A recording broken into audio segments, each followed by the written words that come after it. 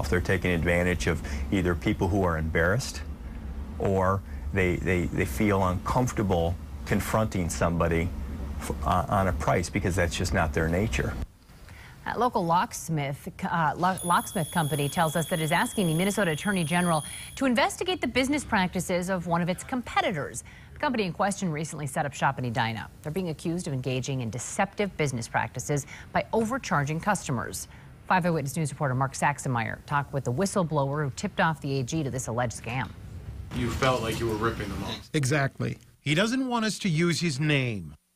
Did you feel guilty about this? Yes. Or his real voice. We'll call him Frank. It's fraud. Frank says he was hired by Leor Group LLC to respond to emergency auto and house lockouts, though he had absolutely no training. You had no experience? No experience? None. Frank showed 5 Eyewitness News a log of the calls he tells us he went on during a single week. He says it indicates that his employer provided locksmith services under a variety of company names and shows charges for those services ranging from $50 to $175. Frank says that in most cases, he unfairly inflated the prices. They were quoted about $50. But he says when he'd show up at the scene, he was told to assess the locked out situation and then size up the customer and then charge them whatever he thought he could get. The guy that trained me, he says get as much money as possible. So if you can get $180, get $180. He told me to tell the people that I'd have to use special tools, that it's going to take more time, that the car is difficult. Hi, I'm Mark Saxenmeyer. I'm a reporter with Channel 5. At the offices of Leor Group LLC, this man identified himself as the owner. He told us that estimates given over the phone can change once an employee assesses the situation in the field. But he repeatedly denied that any customers have been overbilled for locksmith services. It's really an ongoing problem. Mark Balestri is a competing locksmith who owns Papa Lock in northeast Minneapolis.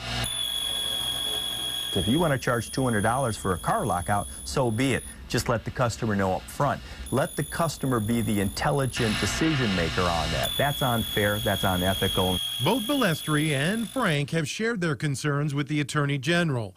The AG, though, says it can't comment or even confirm an investigation is underway unless it initiates legal proceedings. I just couldn't work there anymore. Mark Saxenmeyer, 5 Eyewitness News. We wanted to learn how other states are handling this long-running problem. We found that these 14 require locksmiths to obtain a license or certification the way that a plumber or electrician must. That's according to Angie's list. Unlike other states, though, Minnesota does not regulate locksmiths. But the Attorney General and the Better Business Bureau do offer this advice when choosing a locksmith. They say that you should find a company before you need it by getting recommendations from friends and family. Get an estimate emailed to you before any work begins, and be wary of those who say they can't provide you with one until after they check out your vehicle.